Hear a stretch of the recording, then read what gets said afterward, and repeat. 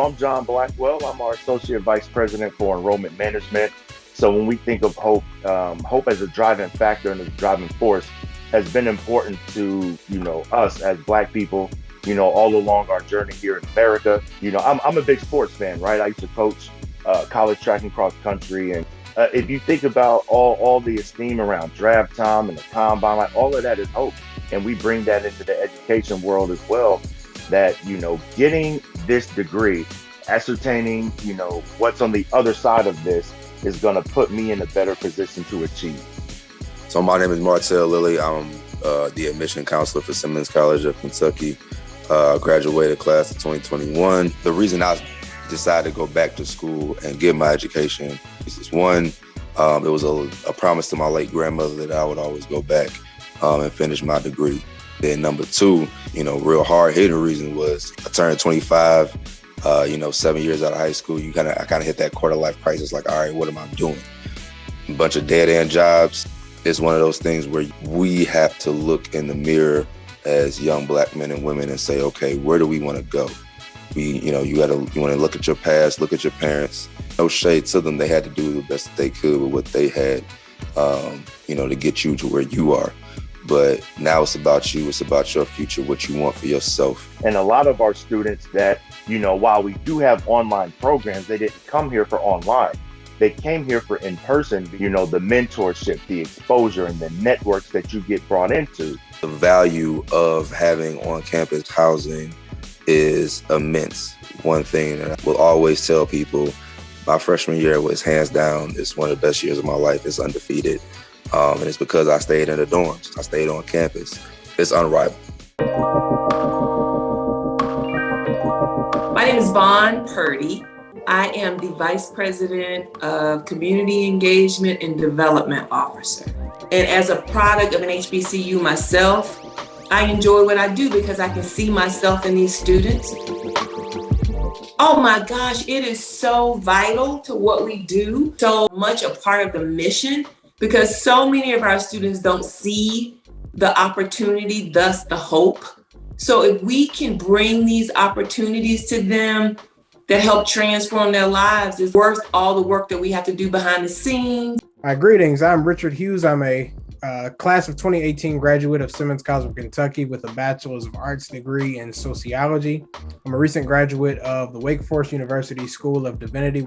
It's been really fascinating to be able to introduce people to Simmons. Yeah, my first year, it had its challenges, but I met them because I was prepared by Simmons. And then, of course, whenever we would look at things through a Black perspective, oftentimes, not even to try to sound boastful or anything, but oftentimes my voice was one of the ones that people would listen to in that regard because of my strong stance and convictions on race and theology. And really all of that came by way of my education at Simmons through its urban or Black context.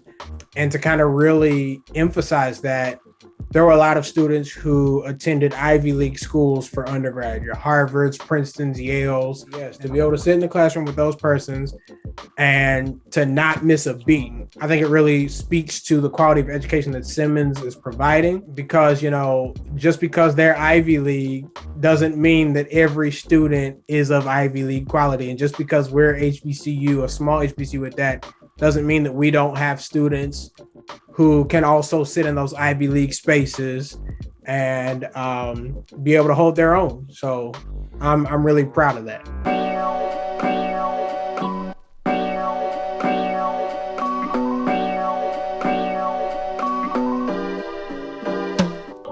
The good news is there's money coming in from all sources.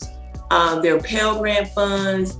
Evolve 502 here locally will make sure students have their tuition paid for, and in the support from the federal government that we had from the COVID funds make it doable. But more importantly, we just finished the Kerner Commission report, and one of the tenets of that report was scholarships. And these corporations have pledged to double the amount of scholarships that we'll have in the fall. So no one's going to be turned away. We're going to be working with band students, all kinds of students who want to come to Simmons. My name is Evan Young. I got into music when I was in 6th grade, and now currently I can play all 5 of the brass instruments. I was raised in Cincinnati, Ohio. My high school band director is a student here at Simmons, DeMarco Brown. So every time he come back, he'll always tell us about Simmons. He also bring the band to a couple of our battles. I was that type of student. By the time the end of the year came, I was like, I just really don't want to go to college. It just came down to like, I just don't want to do it. But talking with Dr. Kevin Davenport and being in frequent contact with him, he's really the reason that I am here and where I am thriving. We have really transformed what we have done in the last 5 years, thanks to some of the people that we put in place now, like our John Blackwells, like our Walter Malones, like our Erica Grays, our Courtney Standard, and of course our leader, Dr. Frank Smith and Dr. Cosby. We are really making a difference now, and you can see it.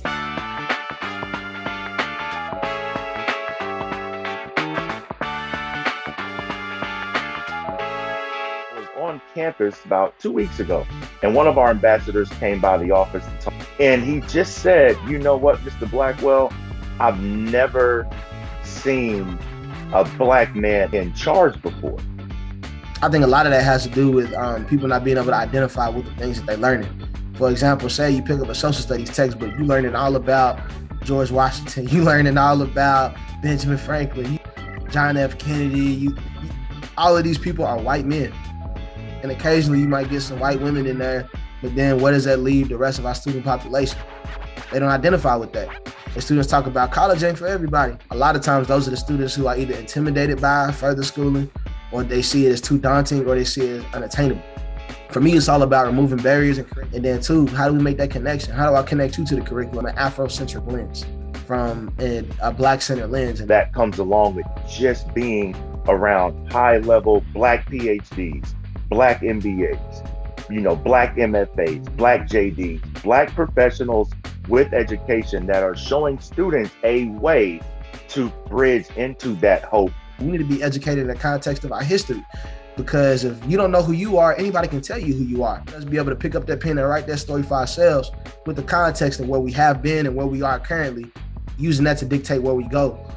And so I think that's a part of, the education experience that kind of goes unspoken, but is a huge pillar of just the exposure to Black professionals and Black excellence. So we are, in essence, kind of hope brokers to a certain extent.